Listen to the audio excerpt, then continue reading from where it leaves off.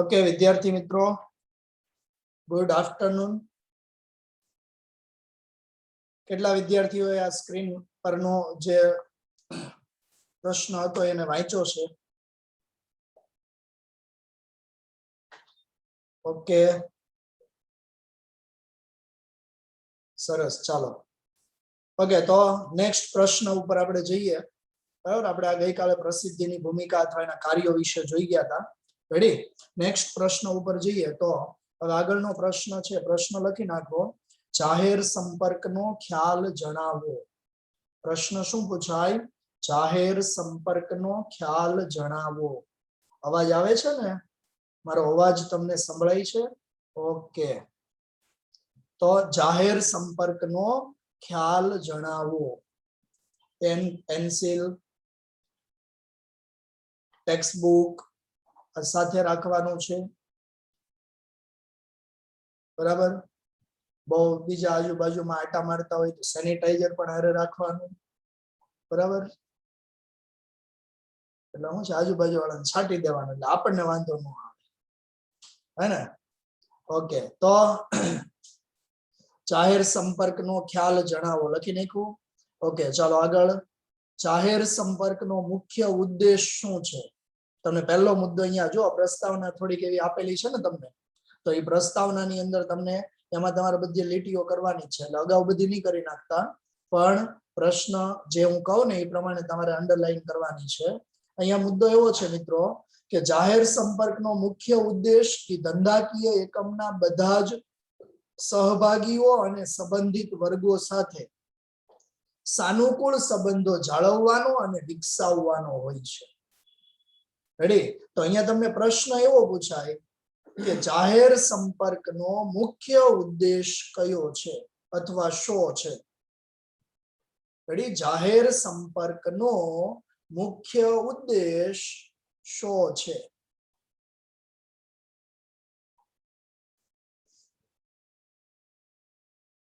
Video on કરો એટલે મને ખ્યાલ આવે થોડુંક કે તમે ભણો છો એવું મને દેખાય, થોડું લખો છો એવું પણ દેખાય. હા, જો લખાણી આવ્યો છે. સરસ. હા, નવા ચહેરાઓ કે આમાં આમે આવે તો એમ થાય કે હું બધાને ભણાવું છું. ઓલું તો મને એમ થાય આ 3-4 જણા જે હોય એને રોજ ભણાવતો એવું લાગે. હે? ઓકે, સરસ, ચાલો. તો લખી નાખો પ્રશ્ન. જાહેર સંપર્કનો મુખ્ય ઉદ્દેશ શું છે? તો કે ધંધાકીય એકમના બધા જ સહભાગીઓ, એટલે ધંધામાં ભાગ લેનાર તમામ ધંધાકીય એકમના બધા જ સહભાગીઓ એટલે એમાં જે ભાગ લેનાર વ્યક્તિઓ છે, અને સંબંધિત વર્ગો સાથે. ધંધાના સંબંધિત વર્ગો એટલે કોણ? તો કે ગ્રાહકો, કર્મચારીઓ, લેણદારો, આ બધા એના સંબંધિત વર્ગો ગણાય. તો એની સાથે સંબંધો જાળવવા અને વિકસાવવાનો હોય છે. રેડી? ટૂંકમાં એકમની પ્રતિષ્ઠા જાળવવા માટે જાહેર સંપર્કનો ઉપયોગ કરવામાં આવે છે. રેડી? અને બીજો પ્રશ્ન, જાહેર સંપર્ક એવી પ્રવૃત્તિઓનો સમૂહ છે કે જેની રચના અથવા આલેખન એવી રીતે કરવામાં આવે છે કે ધંધાકીય એકમની સારી છાપ તેના સહભાગીઓ તરફથી ઊભી કરી શકાય અને જાળવી શકાય. રેડી? તો તમને અહીંયા પ્રશ્ન એવો પૂછાય કે જાહેર સંપર્ક એ કેવી પ્રવૃત્તિ છે? એક માર્ક્સના પ્રશ્નો છે મિત્રો. જાહેર સંપર્ક એ કેવી પ્રવૃત્તિ છે? રેડી? જાહેર સંપર્ક કેવી પ્રવૃત્તિ છે? તો જાહેર સંપર્ક એવી પ્રવૃત્તિ છે કે જેની રચના અથવા આલેખન એવી રીતે કરવામાં આવે. જાહેર સંપર્ક એની રચના એવી રીતે કરવામાં આવે છે કે જે ધંધાકીય એકમની સારી છાપ તેના સહભાગીઓ તરફથી ઊભી કરી શકે અને જાળવી શકે. બરાબર? એવી પ્રવૃત્તિ કોણ છે? તો કે જાહેર સંપર્ક. રેડી? જો તમને આખો પ્રશ્ન પૂછાય કે જાહેર સંપર્કનો ખ્યાલ જણાવો, તો 3 ગુણ માટે આવે. કેટલા ગુણ માટે આવે? 3 માર્ક્સ. રેડી? પણ જો તમને એક માર્ક્સ માટે પ્રશ્ન પૂછાય, 1 માર્ક્સ માટે પ્રશ્ન એવો પૂછાય કે જાહેર સંપર્કનો મુખ્ય ઉદ્દેશ કયો છે? તો જાહેર સંપર્કનો મુખ્ય ઉદ્દેશ ધંધાકીય એકમના બધા જ સહભાગીઓ અને સંબંધિત વર્ગો સાથે સાનુકૂળ સંબંધો જાળવવા અને વિકસાવવા. રેડી? 1 માર્ક્સ માટે બીજો પ્રશ્ન આવે કે જાહેર સંપર્ક એ કેવી પ્રવૃત્તિ છે? તો જાહેર સંપર્ક એવી પ્રવૃત્તિ છે, કેવી? તો કે એવી કે જેની રચના અથવા આલેખન એવી રીતે કરવામાં આવે છે કે જે ધંધાકીય એકમની સારી છાપ તેના સહભાગીઓ તરફથી ઊભી કરી શકે અને તેને જાળવી શકાય. ઓકે, ચાલો આગળ નેક્સ્ટ પ્રશ્ન છે. અહીંયા હવે જો આખો પ્રશ્ન પૂછાય ને તમને 3 માર્ક્સ માટે, તો 3 માર્ક્સ માટે તમને પૂછાય કે જાહેર સંપર્કનો ખ્યાલ, તો ખાલી આ 3 મુદ્દા જ નથી લખવાના. બરાબર?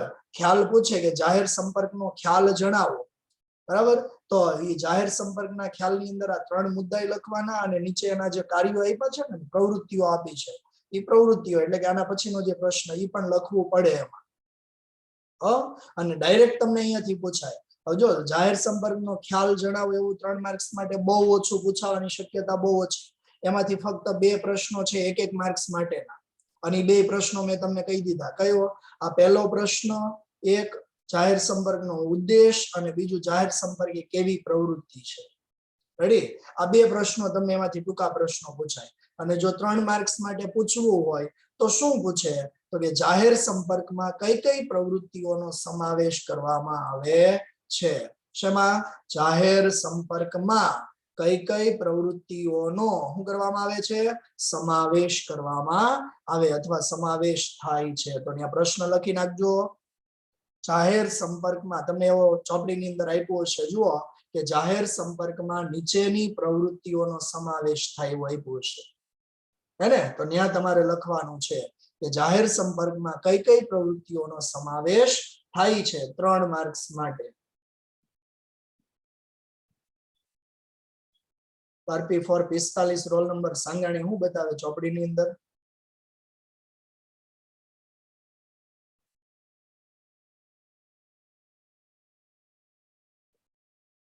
કઈ પ્રશ્ન છે? જો તમારે પ્રશ્ન કઈ હોય ને, તમને પ્રશ્ન થતો હોય તમે હાથ ઊંચો કરો ને, એટલે હું અહીંયાથી તમને અનમ્યુટ કરી શકું. એક જ વિદ્યાર્થીને અનમ્યુટ કરીશ એટલે તમારો પ્રશ્ન હોય મને અહીંયા હું સાંભળી શકીશ. એવી પણ સુવિધાઓ આમાં છે ઉપલબ્ધ.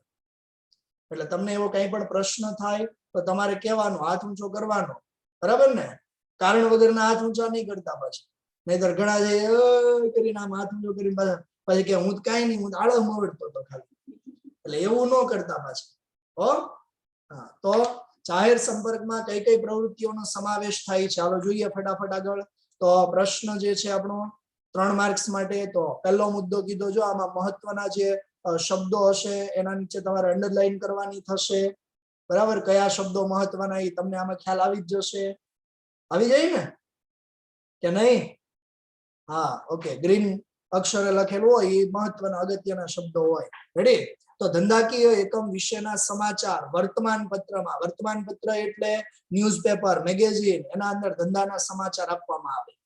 બરાબર? જો પ્રશ્ન તમને એવો પૂછ્યો કે જાહેર સંપર્કમાં કઈ કઈ પ્રવૃત્તિનો સમાવેશ થાય, તો જાહેર સંપર્ક પહેલી કઈ પ્રવૃત્તિ કરે?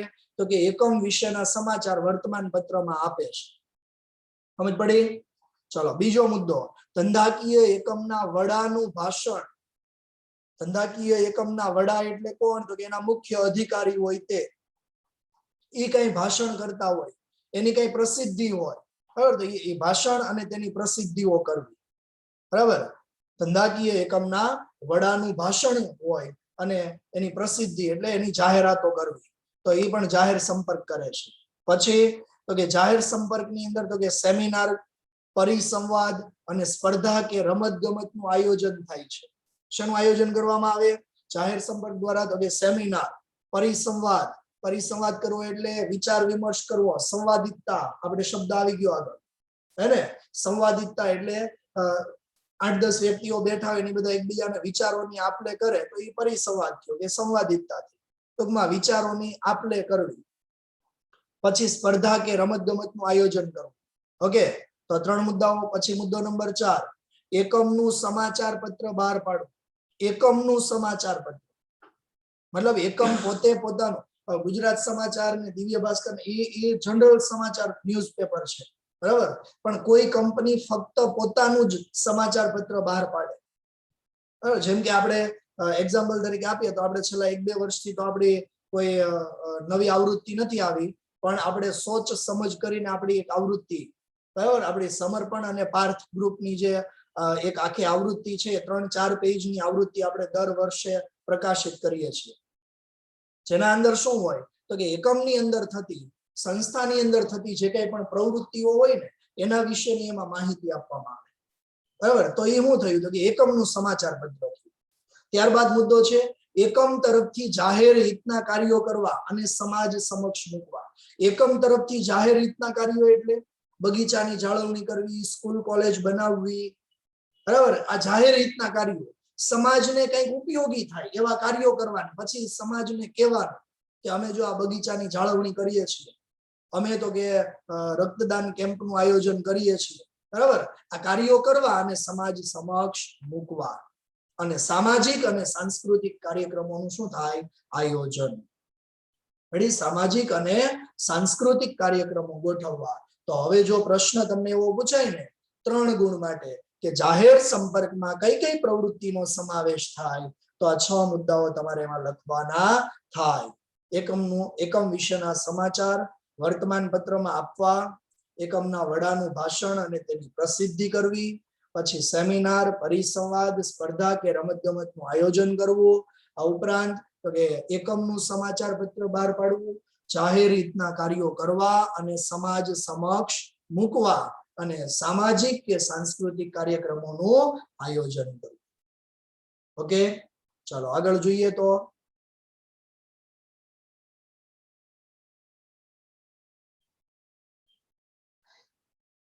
ઓકે, ચાલો સરસ, બધા જાગે તો છે. ઓકે, ચાલો નેક્સ્ટ આગળ જોઈએ. આગળ બીજો પ્રશ્ન છે. પ્રશ્ન શું છે તો તમને અહીંયા દેખાશે સ્ક્રીન ઉપર પ્રશ્ન, બરાબર. પ્રશ્ન શું છે તો કે કંઈક આવો પ્રશ્ન છે. હું તો પ્રશ્ન છે જાહેર સંપર્કની ભૂમિકા જણાવો. પ્રશ્ન લખી નાખજો દરેક. હવે હાથ ઊંચા કરવાનું બંધ કરીને પાછા લખવાનું શરૂ કરો. અમુક પાછળ બહુ રહી જાય છે, બહુ પાછળ રહી જાય છે. અમુક પ્રશ્ન લખી નાખ્યો હશે ભાઈ, હજી અમુક હાથ ઊંચા કરે છે. હવે પાછા જાણી જોઈને હાથ ઊંચા કરશે. ઓકે, લખો, હાલો પ્રશ્ન લખો. જાહેર સંપર્કની ભૂમિકા જણાવો. આ ભૂમિકા કેટલા માર્ક્સ માટે પૂછાય તો કે 3 માર્ક્સ માટે. કોની ભૂમિકા છે? જાહેર સંપર્કની. ઓકે, ચાલો જોઈએ. એના અંદર પહેલો મુદ્દો, અગત્યના મુદ્દાઓ છે, એમાં અગત્યના શબ્દો છે, અંડરલાઈન કરતા જજો. ઓકે, 3 ગુણ માટે પ્રશ્ન પૂછાય તો વર્તમાન પત્રો સાથેના સારા સંબંધો હોય ને તો ધંધાકીય એકમની સારી છાપ ઊભી કરે. બહુ સાચી વાત છે. વર્તમાન પત્રો સાથેના સારા સંબંધો હોય તો એ શું કરશે? દાખલા તરીકે કોઈ કંપની છે, દાખલા તરીકે રિલાયન્સ કંપની છે, એના દિવ્ય ભાસ્કર સાથે સારા સંબંધો હશે તો શું કરશે? તો કે રિલાયન્સ કંપનીની પોઝિટિવ બાબતો છે ને એને જ દિવ્ય ભાસ્કર પેપર છે એ રજૂ કરશે કે નહીં. પણ માની લો કે એની સાથે સંબંધો ખરાબ હશે તો એની નેગેટિવ બાબતો જ પકડશે ને. સમજ પડે છે? એટલે વર્તમાન પત્રો સાથેના સારા સંબંધો છે ને એ ધંધાકીય એકમની સારી છાપ ઊભી કરે છે. આગળ કીધું જુઓ, વર્તમાન પત્રો સાથેના સારા સંબંધો એ સંસ્થાકીય અને સંસ્થાની પેદાશની જાણકારી કોના સુધી પહોંચાડે? સમાજ સુધી. કીધું એમ કે રિલાયન્સ કંપની છે એની માહિતી, એ કોઈ વસ્તુનું ઉત્પાદન કરે તો એની માહિતી લોકો સુધી પહોંચાડવાનું કામ છે એ ન્યૂઝપેપર વાળા કરી શકે, અને એના નેગેટિવ બાબતોને લોકો સુધી પહોંચાડવાનું કામ છે એ વર્તમાન પત્રો દ્વારા થઈ શકે. બરાબર. એટલે સંબંધો કેવા છે ને એના ઉપર આધાર રહી છે. ક્લિયર? બીજો મુદ્દો કીધો, જ્યારે ધંધાકીય એકમ નવીન પેદાશનું ઉત્પાદન કરે અથવા એ પેદાશ બજારમાં મૂકે ત્યારે તે જાહેર કરવામાં આવે, અને તે માટે જનજાગૃતિના ભાગરૂપે. શેના માટે? જનજાગૃતિ એટલે લોકોને જાગૃત કરવા માટે કાર્યક્રમો રાખવામાં આવે અને તેની પેદાશની જાણકારી સત્તાવાર રીતે બહાર પાડી શકાય. પેદાશની જાણકારી સત્તાવાર બહાર પાડવી એટલે વિગતવાર માહિતી આપી શકાય. ઘણીવાર છે એ કોઈ કંપનીની બ્રાન્ડેડ સારી વસ્તુ હોય એની સામે કોઈ ડુપ્લિકેટ વસ્તુ બનાવીને વેચાણ કરતા હોય, તો જે મેઇન કંપની છે ને એને શું કરવું પડે તો કે એવી માહિતી આપવી પડે કે જેથી ડુપ્લિકેટ વસ્તુ છે ગ્રાહક ખરીદતા પહેલા એટલું જાણી લે. બરાબર, અમુક એની નિશાનીઓ હોય એના વિશે જાણે. જેમ કે આપણને કોઈ 2000 ની નોટ આપે તો આપણે તરત ઓળખી જઈએ ને કે આ ઓરિજિનલ છે કે ડુપ્લિકેટ છે. કેમ તો એની અમુક નિશાનીઓ છે અને બેંક દ્વારા જ જણાવવામાં આવે કે એટલી નિશાનીઓ જોઈ લેવાય. તમને કોઈ નોટ હાથમાં આવે ડાઉટફુલ લાગે તો એ નિશાનીઓ જોઈ લેવાય. તો એમ અહીંયા પણ જનજાગૃતિના ભાગરૂપે કાર્યક્રમ ગોઠવવામાં આવે ને એમાં લોકોને જાગૃત કરવામાં આવે. કોના વિશે? તો કે એકમની પેદાશ વિશે જાણકારી આપવામાં આવે છે. આગળ નેક્સ્ટ મુદ્દો છે, ત્રીજો મુદ્દો શું કીધો જુઓ, સંસ્થાના સમાચાર, કર્મચારીઓની સિદ્ધિ. કર્મચારીઓ કંઈક સારું કામ કર્યું, બરાબર, તો એ કર્મચારીઓની સિદ્ધિ, સંસ્થાની સિદ્ધિઓ, સંસ્થા ધંધાકીય એકમો છે એને કંઈક સારું કામ કર્યું, સંસ્થાને મળેલા પુરસ્કાર હોય, એવોર્ડ હોય, આ બધી બાબતોની જાણ એ કંપનીનું સમાચાર પત્ર કે સામયિક બહાર પાડી અને એકમની સારી છાપ ઊભી કરી શકાય. શું કરવાનું? તો કે સંસ્થાના સંસ્થા એટલે ધંધાકીય એકમ, એકમના સમાચાર, પછી એકમમાં કામ કરતા કર્મચારીઓએ હાંસલ કરેલી સિદ્ધિઓ છે, સંસ્થાની કોઈ સિદ્ધિઓ હોય, સંસ્થાને મળેલા કોઈ પુરસ્કાર હોય, તો આ બધી જ માહિતી છે ને એકમ પોતાનું વર્તમાન પત્ર બહાર પાડી અને આ માહિતી લોકો સુધી પહોંચાડી શકે. રાઈટ. એકમના ચેરમેનનું ભાષણ વિવિધ માધ્યમ દ્વારા આપવામાં આવે અને તેના દ્વારા એકમની ભાવિ નીતિઓ વિશે અન્ય સહભાગીઓને જાણ કરી શકાય. એકમની ભાવિ નીતિઓ વિશે જો અહીંયા કીધું છે એકમના ચેરમેન એટલે એના જે મુખ્ય અધિકારી છે, સીઈઓ છે, એનું ભાષણ આપવામાં આવે. અને બીજું તો કે એકમની ભાવિ નીતિઓ વિશે સહભાગીઓને જાણ કરી શકાય. મતલબ એકમ ભવિષ્યમાં શું કરવાનું છે, કેવી પ્રવૃત્તિ કરવાનું છે, એકમનો ધ્યેય શું છે, આના વિશે લોકોને ખબર પડે. બરાબર. આગળ મુદ્દો છે કે સામાજિક કાર્યો અને સાંસ્કૃતિક કાર્યોમાં સહભાગી થવાથી, સામાજિક અને સાંસ્કૃતિક, સામાજિક એટલે સમાજ ઉપયોગી કાર્યો થતા હોય. જેમ કે તમે જુઓ કોઈ સફાઈ અભિયાન યોજવામાં આવે તો એમાં ઘણી સંસ્થાઓ છે જોડાય, બરાબર, હાવરણા લઈ લઈને મંડાઈ પડે વાળવા માટે, બરાબર, તો એ કેવું કામ થયું? સામાજિક કાર્ય. સમજાય છે? તો આવું સામાજિક કાર્ય હોય, સાંસ્કૃતિક કાર્ય હોય, એમાં એકમે સહભાગી થવાનું અને ધંધાકીય એકમની આ સમાજ પ્રત્યેની જવાબદારી પણ છે.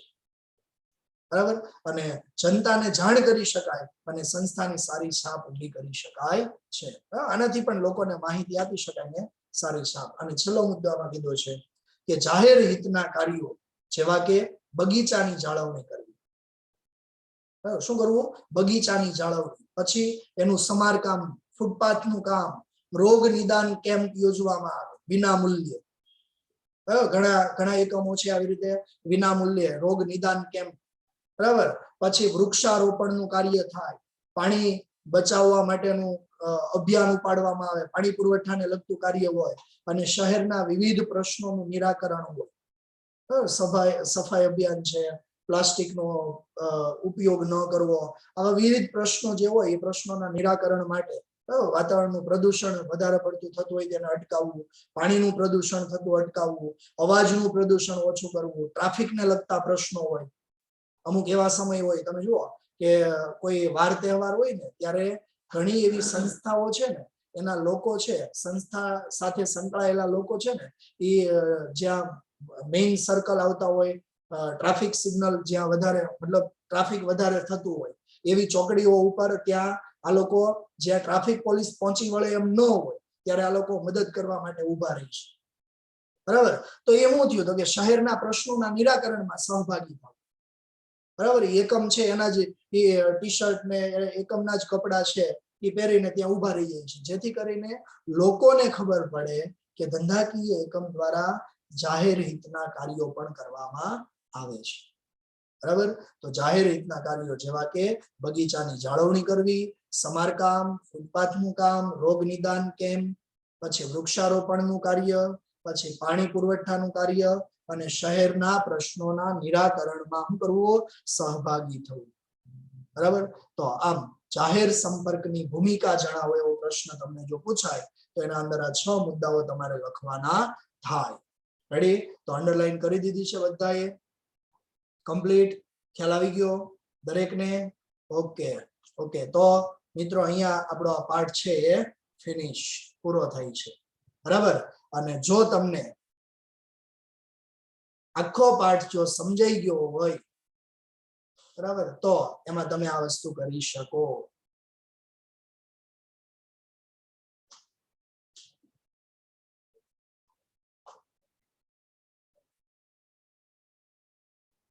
ઓકે, ચાલો તો ઘણા બધાનો રિસ્પોન્સ આવે છે. ઓકે, સરસ, વેરી ગુડ. તમને બધાને સમજ પડી ગઈ હશે. એમ છતાંય જો કઈ ડિફિકલ્ટી હોય આ પાઠની અંદર તો વિદ્યાર્થી મિત્રો તમે ક્લાસ ઉપર ગમે ત્યારે આવી શકો, બરાબર, અને તમારા જે કઈ પણ પ્રશ્ન હોય એનું સોલ્યુશન કરી શકશો. રેડી? ઓકે, તો અહીંયા પાઠ નંબર 10 એ આપણો પૂરો થાય છે. હવે નેક્સ્ટ આપણે જે પાઠ ઓફલાઈન આપણે સ્ટાર્ટ કરી દીધેલો, બરાબર, અને એ પાઠ નંબર છે 8. ઓકે, ચાલો તો પાઠ નંબર 8. હવે આમાં લગભગ આઈ થિંક એકાદ બેચ ની અંદર એકાદ પીરિયડ, લગભગ 1-2 પીરિયડ છે, 1-2 લેક્ચર છે, હું પાછળ હતો કદાચ. એટલે મારે ખાલી એ જાણવાનું છે કે 8મો પાઠ છે એ બસ હવે તમારા હાથ ઊંચા કરવાનું બંધ કરો તો આગળ હું પાછા ફરીથી હાથ ઊંચા કરાવી શકું ને, બરાબર ને? ઓકે, તો પ્રથમ અહીંયા દેખાય છે મને. પ્રથમ તમારી બેચ ની અંદર પાઠ આ સ્ટાર્ટ કરી દીધો તો આ રીતે કરજો એટલે મને ખ્યાલ આવે. ખ્યાલ છે?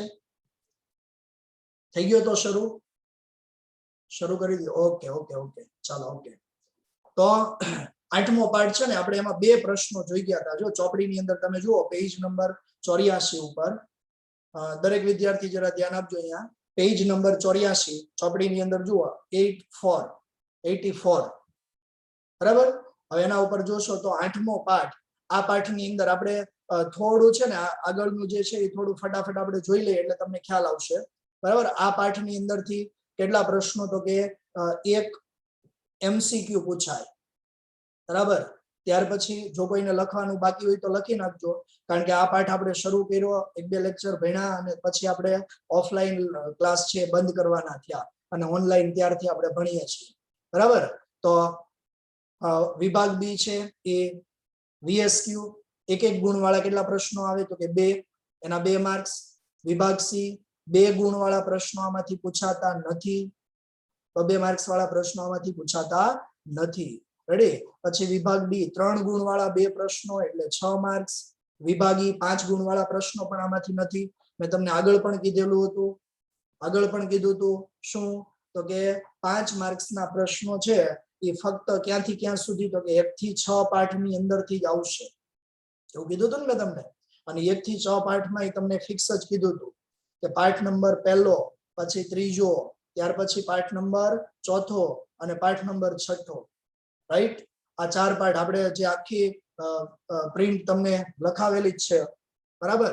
જ્યારે આપણે ક્લાસ શરૂ કર્યો ત્યારે પહેલા જ દિવસે, તો એ પ્રમાણે 5 માર્ક્સના પ્રશ્નો આવે. એટલે આ પાઠમાંથી ટૂંકમાં 5 માર્ક્સનો પ્રશ્ન પૂછાતો નથી. અને ટોટલ માર્ક્સ જોઈએ તો આ પાઠ કેટલા માર્ક્સનો છે? 9 માર્ક્સ માટે, અથવા સાથે 9 માર્ક્સ માટેનો આ પાઠ થાય. ક્લિયર? રેડી?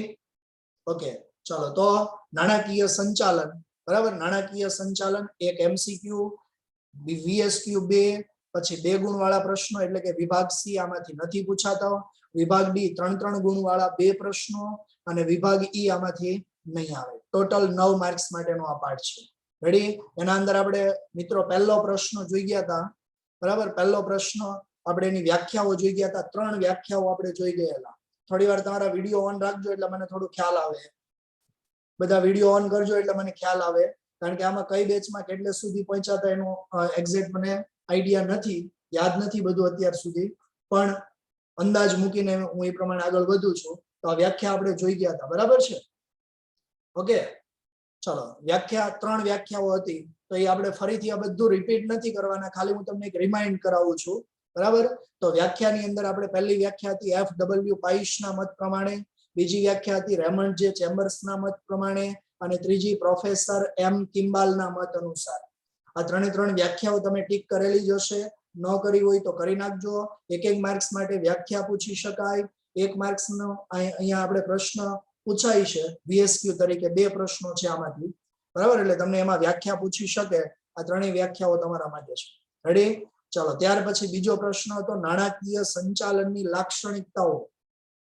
જો કદાચ આ પ્રશ્ન તમે ન ભણ્યા હોય ને, ક્લાસની અંદર ન ભણ્યા હોય, તો આમાં તમારે મેઇન મુદ્દાઓ છે એને જ પાકા કરવાના છે. કારણ કે આ પ્રશ્ન આમ જોઈએ તો 5 માર્ક્સ માટે પૂછાય, પણ 5 માર્ક્સના પ્રશ્નો આ પાઠમાંથી પૂછાવાના નથી. રેડી? તો મેઇન મુદ્દાઓ તમને એમ કે નાણાકીય સંચાલનનો અર્થ આપી અને લાક્ષણિકતાઓ જણાવો એવું કે તો ફક્ત તમારે મેઇન મુદ્દાઓ જ લખવાના થાય. અને એ મુદ્દા માટેની ચાવી છે તમારી સ્ક્રીન ઉપર, મેં ચાવી આપી દીધેલી છે. બરાબર? વિશાખા ચાવીમાં 2 નાની. વિશાખા ચાવીમાં 2 નાની. જો એમાં કોઈ નંબર ન આપ્યા હોય તો ઉપરથી નંબર આપવા હોય તો બાજુમાં નવા નંબર આપી દો. ડાયરેક્ટ હું નંબર જ બોલું છું. બરાબર? કોઈ ન આપ્યા હોય તો 2 1 8 7 5 તમારે ઉપરથી ક્રમશઃ નંબર આપતા જવાના છે. જો આપેલા હોય તો આ રીતે કરજો એટલે મને ખ્યાલ આવે. ઓકે સરસ. ચાલો રેડી? તો ફરીથી નંબર બોલી જાય એકવાર. 2 1 8 7 5 3 4 6 3 4 6. ક્લિયર? ચલો નેક્સ્ટ. એના પછી બીજો પ્રશ્ન આપણે જોઈ ગયા હતા. એ પ્રશ્ન એવો હતો નાણાકીય સંચાલનના હેતુઓ. 3 માર્ક્સ માટેનો પ્રશ્ન, નાણાકીય સંચાલનના હેતુઓ. મિત્રો આના અંદર 2 પ્રશ્નો, 2 હેતુઓ. એક નફાના મહત્તમીકરણનો હેતુ અને બીજું સંપત્તિના મહત્તમીકરણનો હેતુ. રાઈટ? જો તમને આખો પ્રશ્ન પૂછાય તો 3 માર્ક્સ માટે આવે કે નાણાકીય સંચાલનના હેતુઓ, તો એમાં 2 લખવાના થાય, 2 ને સમજાવવાના થાય અને અલગથી એક મુદ્દો. પણ 2 માર્ક્સના પ્રશ્નો આમાંથી નથી, એટલે આ અલગથી એક મુદ્દો પૂછાવાની કોઈ શક્યતાઓ છે નહીં. ઓકે. ત્યાર પછી એક પ્રશ્ન આપણે જોઈ ગયા હતા નાણાકીય સંચાલનનું મહત્વ. રેડી? નાણાકીય સંચાલનનું મહત્વ 3 માર્ક્સ માટે આ પ્રશ્ન. ઓકે. આના માટે ચાવી લખી નાખો. જો ભાઈ ચાવી લઈને આવ્યા છે. અન્ના આજા. અન્ના એટલે મોટા ભાઈ થાય. અન્ના એટલે શું થાય? મોટા ભાઈ. અન્ના આજા. આ ચા નાના ધંધાની. અન્ના આજા. આ ચા નાના ધંધાની.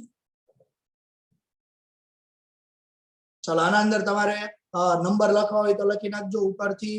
1 2 3. ઓકે. ઘણા લખેલા છે, મને બતાવે છે, મને ખ્યાલ છે, મેં ભણાવ્યું છે. બરાબર?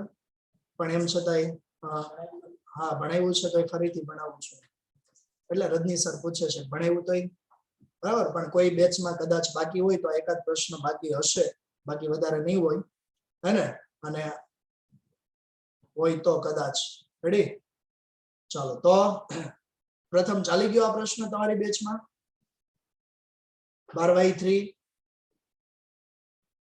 નથી ચાલ્યો ને? હા બસ એક જ બેચ પાછળ હતી એટલે લગભગ એમાં જ બાકી હશે. હા એ મને ખ્યાલ છે. આપણે છેલ્લે જોઈ લેશું તોય. બરાબર? અત્યારે બધાની સાથે સાથે. અને આમાં મેં બીજું કીધું એમ છે કે આના અંદર તમારે મેઇન મુદ્દાઓ તમે પાકા કરી નાખશો તો ચાલશે. બરાબર ને? તો કારણ કે આમાંથી આ પ્રશ્ન 5 ગુણના છે, 5 માર્ક્સના પ્રશ્નો આમાંથી પૂછાવાના નથી. રેડી? એટલે નંબર આપી દો 1 2 3 8 4 5 8 4 5 6 7 9 6 7 9. ઉપરથી તમારે નંબર કન્ટિન્યુ લખી જ નાખવાના છે. એમનો ઉપરથી સળંગ નંબર લખી નાખવાના. જે નંબર આપેલા છે ને બાજુમાં નવા નંબર ઉપરથી લખી નાખવાના. ફરીથી બોલી જાઓ. 1 2 3 8 4 5 6 7 અને 9. ક્લિયર? ઓકે. હા રેડી. લાડુમોર રેડી. બારપી 2. ઓકે. ચાલો આગળ જોઈએ તો નેક્સ્ટ. દાંત તો કાઢો. હા એમ ફોટો દેખાય છે ને તમને? આ એટલા માટે મૂક્યું છે કે આમાં આપણે ખુશ થવાનું છે. કેમ ખુશ થવાનું? તો કે કોરોના પેપર સ્ટાઇલ પ્રમાણે આપણને આ 3 મુદ્દાઓ છે એ આપણા કોર્સની અંદર નથી. ઓકે? તો એમાં તમારે લીટી મારવાની છે કે આ 3 મુદ્દાઓ છે એ આપણા કોર્સની અંદર નથી. એટલે આને આપણે ભૂલી જવાના છે. આ આપણે કરવાનું નથી. એટલા માટે આપણી પાસે એવો સમય પણ નથી. બરાબર? એટલે આપણા માટે આ ખુશ થવાનો બાબત છે. એટલે અહીંયા જો બધા છોકરાઓ છે આમ ખુશ થઈ ગયા. હે ને? તમારી જેમ જ. હા ઓકે, તો કયા કયા મુદ્દાઓ છે તો કે 8.2.1, 8.2.2 અને 8.2.3. રેડી? આ મુદ્દાઓ છે એ આપણા અભ્યાસક્રમમાં આ વર્ષ પૂરતી નથી, આ વર્ષ માટે નથી. ચાલો, આટલું સમજાઈ ગયું હોય જરા હાથ ઊંચો કરી દો. એટલે સુધી ખ્યાલ આવી ગયો? ઓકે, ચાલો, રેડી, ડન. તો હવે હજી આગળનો એક પ્રશ્ન છે, આપણે અમુક બેચમાં હટાવી દીધો છે, પણ હવે આપણે અહીંથી ભણવાનું સ્ટાર્ટ કરી દેશું, કારણ કે અહીંયાથી ઘણાને આ બાકી હશે સમજવાનું. રેડી? તો ઓકે, સરસ. ચાલો, હાથ ઊંચા કરવા બદલ તમારો ખૂબ ખૂબ આભાર. ઓકે, તો હવે 8.3 જે આપણા અભ્યાસક્રમમાં છે, બરાબર? તો ત્યાંથી હવે આપણે સ્ટાર્ટ કરીએ. 8.3 મૂડી માળખું. રેડી? મૂડી માળખાની અંદર મિત્રો તમને 1 માર્ક્સ માટે પ્રશ્ન પૂછી શકાય કે નાણાકીય યોજનાના મહત્વના પાસાઓ કેટલા? તો કે 2. નાણાકીય યોજનાના મહત્વના પાસાઓ કેટલા? 2. કયા કયા? તો 2 તમારી સ્ક્રીન પર છે. એક મૂડીકરણનો પ્રશ્ન અને બીજો મૂડી માળખાનો પ્રશ્ન. રાઈટ? અમુક બેચની અંદર આ પ્રશ્ન મેં ચલાવી દીધેલો છે, પણ એમ છતાંય તમારે ફરીથી રિપીટ થાય, બરાબર? અહીંયાથી આપણે હવે કન્ટિન્યુઅસ ભણવાના છીએ, પાઠ પૂરો થાય ત્યાં સુધી. ઓકે, અને આગળના જે પ્રશ્ન એકાદ બેચમાં કદાચ મેં નથી ચલાવ્યો, એકાદ પ્રશ્ન, બરાબર, તો એ આપણે પછી જોઈ લેશું છેલ્લે, બરાબર? અત્યારે બધાને પ્રાધાન્ય આપીને આપણે અહીંયાથી કન્ટિન્યુ કરશું. ક્લિયર? ઓકે, ચાલો. તો નાણાકીય યોજનાના મહત્વના પાસાઓ કેટલા છે? 2. નંબર 1 મૂડીકરણનો પ્રશ્ન અને નંબર 2 મૂડીના પ્રાપ્તિ સ્થાનો નક્કી કરવા, એટલે મૂડી માળખાનો પ્રશ્ન. રેડી? 1 માર્ક્સ માટે તમને પ્રશ્ન પૂછાય, અંડરલાઈન કરી દેજો. નાણાકીય યોજનાના મહત્વના પાસાઓ 2 છે. એક મૂડીકરણનો પ્રશ્ન. મૂડીકરણ એટલે શું? તો અહીંયા કીધું છે મૂડીની જરૂરિયાતોનો અંદાજ. મૂડીની જરૂરિયાતનો અંદાજ એટલે શું? તો કે ક્યાં ક્યારે ધંધામાં કેટલી મૂડીની જરૂર પડશે. ઉત્પાદન કરવા માટે કેટલી મૂડી જોશે, વેચાણ કરવા માટે કેટલી મૂડીની જરૂર પડશે, જાહેરાત કરવા માટે કેટલી મૂડીની જરૂર પડશે, બરાબર? કર્મચારીને વેતન ચૂકવવા માટે કેટલી મૂડીની જરૂર પડશે. ટૂંકમાં ક્યારે કેટલી મૂડીની જરૂર પડશે એનો અગાઉથી શું કરવું પડે? અંદાજ મેળવવો પડે. આને કહેવાય મૂડીકરણનો પ્રશ્ન. અને મૂડી માની લો કે નક્કી થાય કે ભાઈ 1 કરોડ રૂપિયાની દર મહિને જરૂર પડશે, આવું નક્કી થયું, અંદાજ મળ્યો આપણને. શું મળ્યો? અંદાજ. રેડી? તો બીજું, હવે એના પ્રાપ્તિ સ્થાનો નક્કી કરવા. પ્રાપ્તિ સ્થાન કોને કહેવાય? તો કે પ્રાપ્તિ સ્થાન એટલે જ્યાંથી મૂડી પ્રાપ્ત થાય, મળે, એને કહેવાય મૂડીનું પ્રાપ્તિ સ્થાન. કોઈની પાસેથી ઉછીના લ્યો, કોઈની પાસેથી વ્યાજે લઈ આવો, બેંક પાસેથી લોન સ્વરૂપે નાણાં લ્યો, કે કોઈ કંપની સ્વરૂપ હોય તો એ શેર, ડિબેન્ચર, બોન્ડ બહાર પાડીને એ મૂડી પ્રાપ્ત કરે છે. તો એ બધા શું થયા? એના પ્રાપ્તિ સ્થાનો. સમજ પડી? તો નાણાકીય યોજનાના મહત્વના પાસાઓ 2. એક મૂડીકરણનો પ્રશ્ન અને બીજો મૂડી માળખાનો પ્રશ્ન. મૂડીકરણનો પ્રશ્ન એટલે શું? તો કે મૂડીની જરૂરિયાતોનો અંદાજ, એટલે મૂડીકરણનો પ્રશ્ન. અને મૂડી માળખાનો પ્રશ્ન એટલે શું? તો કે મૂડીના પ્રાપ્તિ સ્થાનો નક્કી કરવા, એટલે મૂડી માળખાનો પ્રશ્ન. ક્લિયર? ઓકે, આગળ જોઈએ તો કંપની જુદા જુદા પ્રાપ્તિ સ્થાનોમાંથી મૂડી ભંડોળ મેળવી શકે. કંપની શું કરે? જુદા જુદા પ્રાપ્તિ સ્થાનોમાંથી. બરાબર? કેવી રીતે? તો અહીંયા કીધું છે કંપની વિવિધ પ્રકારની જામીનગીરીઓ બહાર પાડે. તમે અહીંયા 1 માર્ક્સ માટે પ્રશ્ન પૂછાય કે કંપની કેવી જામીનગીરીઓ બહાર પાડી અને મૂડી પ્રાપ્ત કરી શકે? તો અંડરલાઈન કરી અને સાથે લખી નાખજો. કંપની કેવી જામીનગીરીઓ બહાર પાડી અને મૂડી પ્રાપ્ત કરી શકે? તો ઇક્વિટી શેર, પ્રેફરન્સ શેર અને ડિબેન્ચર. બરાબર? આ બધી કંપનીની શું ગણાય? જામીનગીરીઓ. રેડી? જામીનગીરીઓ એટલે તો કે ઇક્વિટી શેર બહાર પાડે, પ્રેફરન્સ શેર બહાર પાડે, બરાબર, અને ડિબેન્ચર બહાર પાડે. તો આ જામીનગીરીઓ. કંપની વિવિધ પ્રકારની જામીનગીરીઓ બહાર પાડી અને મૂડી પ્રાપ્ત કરે છે. ઓકે, આગળ કીધું છે કે વિવિધ પ્રકારની જામીનગીરીઓ. હવે માની લો કે ઇક્વિટી શેર બહાર પાડવા, તો કેટલા બહાર પાડવા? કેટલા પ્રેફરન્સ શેર બહાર પાડવા? કેટલા ડિબેન્ચર બહાર પાડવા? એ નિર્ણય કોણે લેવાનો? તો નાણાકીય સંચાલકે. કોણે? નાણાકીય સંચાલકે. અહીંયા મુદ્દો કીધો છે તમને, જુઓ આગળ, કે વિવિધ પ્રકારની જામીનગીરીઓ કેટલા પ્રમાણમાં બહાર પાડવી તે અંગેનો નિર્ણય કોણે લેવાનો છે? નાણાકીય સંચાલકે. ક્લિયર? ચલો આગળ. મૂડી માળખું એટલે શું? મૂડી માળખું એટલે મૂડીના જુદા જુદા સ્થાનો જેવા કે equity share, preference share, debenture, અનામત અને લોન ભંડોળનું મિશ્રણ. આને શું કહેવાય? તો કે મૂડી માળખું. તમે 1 માર્ક્સ માટે અહીંયા પૂછાય, અહીંયા ગ્રીન લાઈન કરતા ભૂલી ગયો છું, અક્ષરને ગ્રીન કરતા ભૂલી ગયો છું, એટલે અહીંયા તમે જરા નોંધ કરી દેજો. તમારે અંડરલાઈન કરીને 1 માર્ક્સ લખવાનો. તમને પ્રશ્ન પૂછાય કે મૂડી માળખું એટલે શું? તો મૂડી પ્રાપ્તિના જુદા જુદા સ્થાનો. મૂડી પ્રાપ્તિના એટલે જ્યાંથી મૂડી પ્રાપ્ત થાય છે એવા જુદા જુદા સ્થાનો કયા? તો કે equity share, preference share, debenture, અનામત અને લોન ભંડોળનું મિશ્રણ. આને શું કહેવાય? મૂડી માળખું.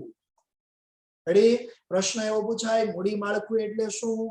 તો મૂડી માળખું એટલે મૂડી પ્રાપ્તિના જુદા જુદા સ્થાન જેવા કે equity share, preference share, debenture, અનામત અને લોન ભંડોળનું મિશ્રણ.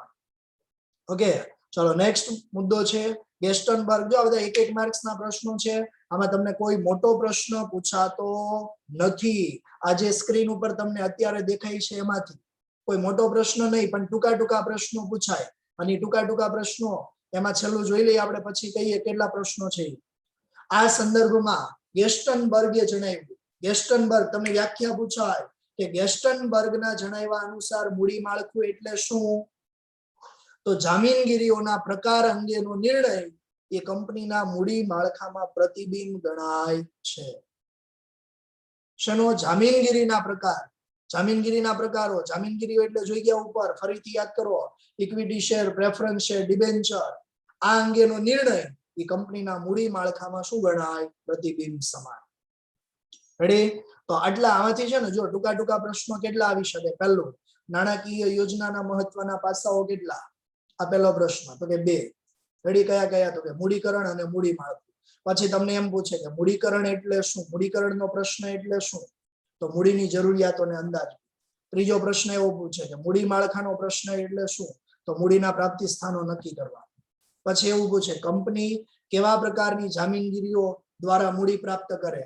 તો equity share, preference share, debenture, પછી અનામતો, લોન ભંડોળ, બરાબર? આ બધા દ્વારા મૂડી પ્રાપ્ત કરી શકે. પછી પૂછે મૂડી માળખું એટલે શું?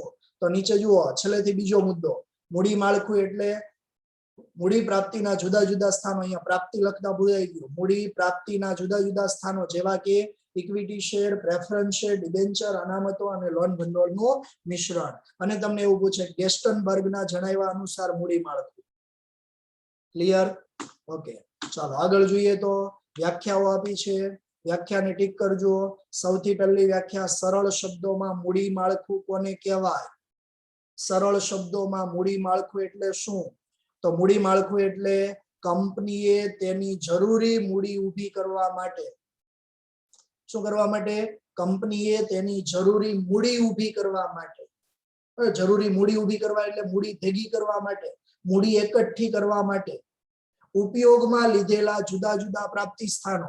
માની લો કંપનીને 500 કરોડ રૂપિયા ભેગા કરવા છે, તો એ ઇક્વિટી શેર બહાર પાડે, પ્રેફરન્સ શેર બહાર પાડે, ડિબેન્ચર બહાર પાડે, બરાબર? લોન લે. તો આ શું થયું? તો કે જરૂરી મૂડી. કેટલી મૂડી જોઈએ છે? 500 કરોડ રૂપિયા. મૂડી ઊભી કરવા માટે શું કર્યું? ઉપયોગમાં લીધેલા જુદા જુદા પ્રાપ્તિ સ્થાનો. પ્રાપ્તિ સ્થાનો એટલે ફરીથી યાદ કરાવું, જ્યાંથી મૂડી પ્રાપ્ત થાય એનું શું કહેવાય? પ્રાપ્તિ સ્થાન. તો આ બધા જ પ્રાપ્તિ સ્થાનોનું મિશ્રણ, સંયોજન, એટલે એને કહેવાય મૂડી માળખું. ઓકે, અને બીજી વ્યાખ્યા આપી છે કોના મત પ્રમાણે? તો કે હોગલેન્ડના જણાવ્યા અનુસાર. કોના મત અનુસાર? હોગલેન્ડના જણાવ્યા અનુસાર મૂડી માળખું એટલે નાણાં ઊભા કરવા માટે. જો મૂડી ઊભી કરવી કે નાણાં ઊભા કરવા, બેનો મતલબ એક જ થયો. મૂડી ઊભી કરવી કે નાણાં ઊભા કરવા એટલે નાણાં ભેગા કરવા માટે કંપનીએ બહાર પાડેલી જામીનગીરીઓ. બહાર પાડેલી જામીનગીરી એટલે કોણ? તો કે equity share, preference share, debenture. આ જામીનગીરીઓ છે ને, આ પાડો. હા એમ. ઓકે ઓકે ઓકે ઓકે, ખડી નો જાય ડોકી, ધૂણતા હોય એમ. હા, તો મૂડી માળખું એટલે નાણાં ઉભા કરવા માટે કંપનીએ બહાર પાડેલી જામીનગીરીઓ, કંપનીએ બહાર પાડેલી જામીનગીરીઓ અને ઉપયોગમાં લીધેલા વિવિધ પ્રાપ્તિ સ્થાનોનો વિસ્તાર અને તેમના વચ્ચેનું પ્રમાણ. ઉપયોગમાં લીધેલા વિવિધ પ્રાપ્તિ સ્થાનોનો વિસ્તાર અને તેમના વચ્ચેનું પ્રમાણ એટલે કયા કયા પ્રાપ્તિ સ્થાનો પાસેથી નાણાં મેળવ્યા છે અને કેટલા પ્રમાણમાં નાણાં મેળવ્યા છે. બરાબર, તો એને કહેવાય મૂડી માળખું. વ્યાખ્યા કોણે આપી? હોગલેન્ડના મત અનુસાર. કોના મત અનુસાર?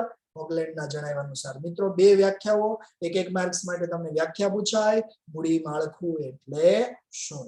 તો બંને વ્યાખ્યાઓ અંડરલાઈન કરી દેજો. નેક્સ્ટ પ્રશ્ન તરફ આપણે જઈએ. તો આદર્શ મૂડી માળખાની લાક્ષણિકતાઓ વિશે સમજાવો અથવા લાક્ષણિકતાઓ જણાવો. આ પ્રશ્ન પણ આમ જોઈએ તો 5 ગુણ માટે પૂછી શકાય, 3 માર્ક્સ માટે પણ આવી શકે. બરાબર, એટલે આ પ્રશ્નને આપણે સમજવો જરૂરી છે. 3 માર્ક્સ માટે પૂછી શકાય. ઓકે, તો આદર્શ મૂડી માળખાની લાક્ષણિકતાઓ સમજાવો. ઓકે, તો ચાવી લખી નાખજો. પરી, આ નાકમાં 17 નસ સદ્ધર છે. ફરી, આ નાકમાં, જો અહીંયા મિત્રો માં છે ને, માં રેડ અક્ષરમાં લખેલું છે, મતલબ એના ઉપર તમારે રાઉન્ડ કરી દેવાનું છે. એનો કોઈ આમાં મુદ્દો નથી, મતલબ નથી. ખાલી ચાવીને શોભાવવા માટે આપણે એ શબ્દ અક્ષર મૂક્યો છે, હે ને? હા, એમાં બીજી ચાવી એક આપેલી હતી મેં, પણ એમાં તમે ઈ ચાવી તમને અનુકૂળ આવે તે નહીતર આ બીજી લખો.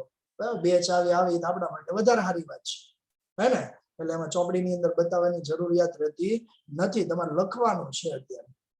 ફરી, આ નાકમાં 17 નસ સદ્ધર છે. ઓકે, તો એમાં નંબર આપી દેજો ઉપરથી. 8, 7, 3, 1. ફરીથી 8, 7, 3, 1, 4, 5, 6, 2, 9. ફરીથી એકવાર રિપીટ કરું છું. 8, 7, 3, 1, 4, 5, 6, 2 અને 9. રેડી? ઓકે, ચલો. તો ઘણા સાથે સાથે બોલતા હતા. ઓકે, તો જોઈએ એમ તમને સ્ક્રીન ઉપર છે જ તે. બરાબર, તમારે લખવું હોય તો હજી તમે લખી શકો. કદાચ કોઈને સંભળાણું ન હોય, અવાજ ન સંભળાણો હોય તો તમે આ રીતે નોંધ કરી શકશો. બરાબર, આ એમને રહેશે નહીં, હમણાં વયું જશો. અહીંથી હું ફૂંક મારે ને એટલે ઉડી જાય. તમે ફૂંક નહીં મારતા. જો કોને ફૂંક મારી? પ્રથમ. ઓકે, તો લખાઈ ગયું? ઓકે, ચાલો જુઓ તો હવે મારો ફૂંક, બધા મારો ફૂંક. હા, જો ગયો. હાલો, અરે વાહ, સરસ. હાલો, ઓકે, હાલો. પેલો મુદ્દો. હવે આખા પ્રશ્નને ફૂંક નથી મારવાની આપણે, હો. પછી નહીતર ઘણા છે આખા પ્રશ્ન કરશે એટલે પૂરું. ઓકે, તો જે પ્રશ્નને ફૂંક મારો ત્યાં સુધી વાંધો નહીં, પાઠને નહીં મારતા, જેમ આપણે 9મા પાઠને મારી, હે ને? અમુક અમુક તો આખા વિષય ઉપર આમ ચોપડી હાથમાં રાખીને કરે એમ છે. સારું, હાલો. તો પહેલો મુદ્દો છે સરળતા.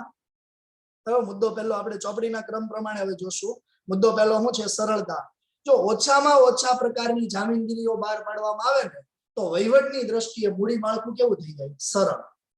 ઓછામાં ઓછા પ્રકારની જામીનગીરી બહાર પાડવી એટલે શું? તો કે જો ઇક્વિટી શેર બહાર પાડતા હોય ને તો ફક્ત ઇક્વિટી શેર જ બહાર પાડવાના. પ્રેફરન્સ શેર બહાર પાડતા હોય માત્ર પ્રેફરન્સ શેર જ બહાર પાડવા. ડિબેન્ચર બહાર પાડતા હોય તો માત્ર ડિબેન્ચર જ બહાર પાડવા.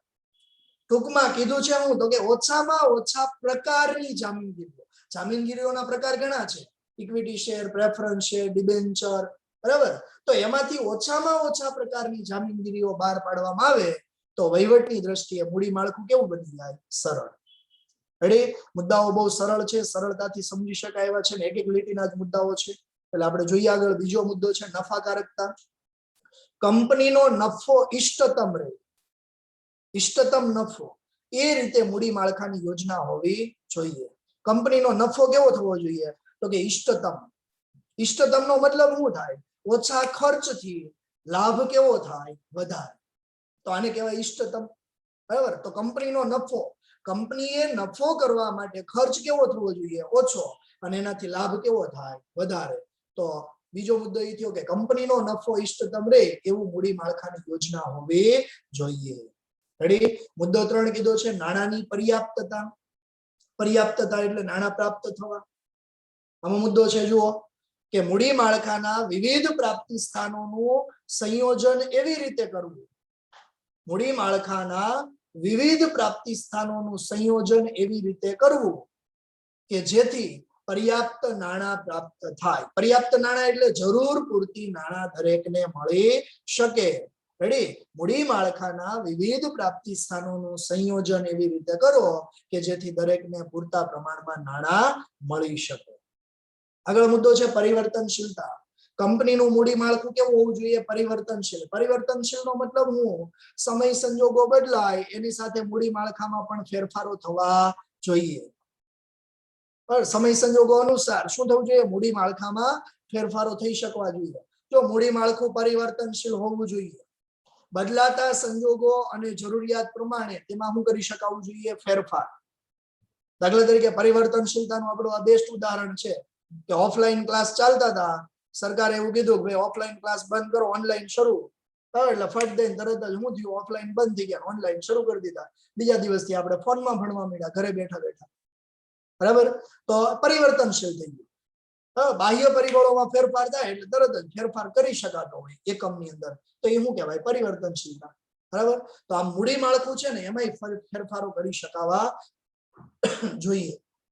મતલબ એકવાર એવું નક્કી કર્યું હોય કે ભાઈ ઉત્પાદન પાછળ તો કે 50 લાખનો ખર્ચ કરવાનો છે, ઉત્પાદન પાછળ 50 લાખ રૂપિયાની જરૂર છે, બરાબર, પણ એની જગ્યાએ માની લો કે 60 લાખ રૂપિયાની જરૂર પડી, તો એ તાત્કાલિક એમાં ફેરફારો થઈ શકવા જોઈએ. રેડી. આગળ મુદ્દો છે કરકસર. કરકસર શું કરો? કરકસર. મૂડી માળખાના વિવિધ પ્રાપ્તિ સ્થાનનું સંયોજન એવી રીતે કરવું કે જેથી મૂડીની પડતર કેવી બને? લઘુત્તમ. લઘુત્તમ નો મતલબ શું? ઓછામાં ઓછી પડતર. ઓછામાં ઓછી પડતરે શું થવું જોઈએ? તો કે મૂડી માળખાના વિવિધ પ્રાપ્તિ સ્થાનોનું સંયોજન એવી રીતે કરવું કે જેથી મૂડીની પડતર કેવી થાય? લઘુત્તમ. મતલબ ઓછામાં ઓછા ખર્ચે નાણાં મળે. ઘણાને એવો પ્રશ્ન થશે કે નાણાં મેળવવા માટે ખર્ચ કરવો પડે. હા, કેવી રીતે? માની લો કે કંપનીએ શેર બહાર પાડવા છે તો એના માટે એને ખર્ચ તો થશે જ. લોન લેવી છે તો એના માટે એને ખર્ચ થશે જ. બરાબર. એટલે ત્યાં કરકસર યુક્ત ઉપયોગ કરવો જોઈએ. બીજું કીધું છે સમતુલા. માલિકીની મૂડી અને ઉછીની મૂડી. જો માલિકીની મૂડી એટલે ધંધાના માલિક પાસે, ધંધા પાસે જે મૂડી છે ને એની માલિકીની મૂડી કહેવાય. અને બીજા પાસેથી ઉછીના લઈ આવ્યા છે કે વ્યાજે લઈ આવ્યા છે કે લોન લીધી છે, તો એ બધી કેવી મૂડી થઈ? ઉછીની. આ બે વચ્ચે સમતુલા થવી જોઈએ. કેમ? એવું ન થવું જોઈએ કે માલિકીની મૂડી ઓછી રહી અને ઉછીની મૂડી બહુ વધી જાય. ઉછીની મૂડી એ ધંધાનું શું ગણાય? દેવું. દેવું વધી જાય તો ધંધો છે એ બંધ કરવાની નોબત આવે. બરાબર. ઘણી વાર એવું બને કે ધંધો બંધ કરવો પડે. એટલે માલિકીની મૂડી અને ઉછીની મૂડી આ બે વચ્ચે સમતુલા જાળવવી જોઈએ. નેક્સ્ટ, તરલતા. જો જવાબદારી કે દેવાની ચૂકવણી સમયસર થઈ શકે ને એ પ્રકારની જોગવાઈ મૂડી માળખામાં હોવી જોઈએ. કેવી? તો કે જવાબદારી અને દેવાની ચૂકવણી. દેવું એટલે ઉછીની લીધેલી મૂડી, એ સમયસર પાછી આપી શકાય. બરાબર. એ પ્રકારનું મૂડી માળખું ગોઠવાયેલું હોવું જોઈએ. બરાબર. નેક્સ્ટ કીધું આકર્ષણ. વિવિધ પ્રકારના રોકાણકારોને રોકાણ કરવા માટે આકર્ષે એવું માળખું ગોઠવવું પડે. રોકાણકારોને શેના માટે? તો કે રોકાણ કરવા માટે આકર્ષે. ક્યારે રોકાણકારો રોકાણ કરવા આકર્ષે? તો કે રોકાણકારો તો જ ધંધામાં રોકાણ કરશે કે એમાં એને ક્યાંક લાભ દેખાતો હોય, પ્રોફિટ માર્જિન દેખાતું હોય. બરાબર. તો એવા પ્રકારનું મૂડી માળખું હોવું જોઈએ. બરાબર. પછી કીધું છે સદ્ધરતા. ઉછીની મૂડીનું પ્રમાણ એટલું વધારે ન રાખવું. જો ઉપર કીધું હતું ને હમણાં, એ જ મુદ્દો અહીંયા આવ્યો. માલિકીની મૂડી અને ઉછીની મૂડી. મુદ્દો નંબર 6 આપણે જોઈ ગયા. બરાબર. આ બે વચ્ચે સમતુલા કરવી એવું જોઈએ. તો અહીંયા મુદ્દો કીધો જુઓ, ઉછીની મૂડીનું પ્રમાણ એટલું વધારે ન રાખવું જોઈએ કે જેથી વ્યાજનો બોજ સહન ન થાય. કેમ? ઉછીની મૂડી એટલે એ શું છે? તો કે વ્યાજે લીધેલા નાણાં છે. લોન લ્યો છો તો એ પ્રકારનું વ્યાજે લીધેલી રકમ જ છે. બરાબર? તો વ્યાજનો બોજ સહન ન થાય ત્યારે શું કરવું પડે? તો કે નાદારીનું જોખમ ઊભું થાય. એટલે ઉછીની મૂડીનું પ્રમાણ એટલું બધું વધારે ન રાખવું કે જેથી વ્યાજનો બોજ સહન ન થાય અને નાદારીનું જોખમ ઉઠાવવું પડે. સમજ પડી? તો આ પ્રશ્ન તમને પૂછાય 3 ગુણ માટે, બરાબર, 3 માર્ક્સ માટે આદર્શ મૂડી માળખાની લાક્ષણિકતાઓ વિશે સમજાવો. હવે અહીંયાથી બધા માટે છે ને પ્રશ્ન નવેસરથી સ્ટાર્ટ થશે. બરાબર?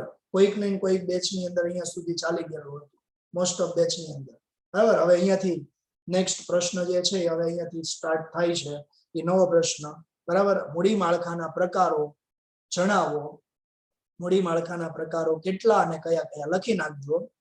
મૂડી માળખાના પ્રકારો કેટલા અને કયા કયા. ઓકે, 3 માર્ક્સ માટે પ્રશ્ન પૂછાય. આમ તો 2 માર્ક્સ માટે પૂછાય, પણ 2 માર્ક્સનો પ્રશ્ન આમાંથી નથી. એટલે કાં તો 1 ગુણ માટે પૂછી શકે અથવા 3 ગુણ માટે પૂછી શકાય. 1 માર્ક્સ માટે અથવા 3 માર્ક્સ માટે પૂછી શકાય. બરાબર? મૂડી માળખાના પ્રકારો તો 4 પ્રકારો છે. પહેલું માત્ર ઇક્વિટી શેરનું મૂડી માળખું. બરાબર? નીચે તમને ચાર્ટ આપ્યો છે. માત્ર ઇક્વિટી શેરનું મૂડી માળખું. બીજું ઇક્વિટી શેર સાથે પ્રેફરન્સ શેરનું મૂડી માળખું. ત્રીજું ઇક્વિટી શેર સાથે ડિબેન્ચરનું મૂડી માળખું.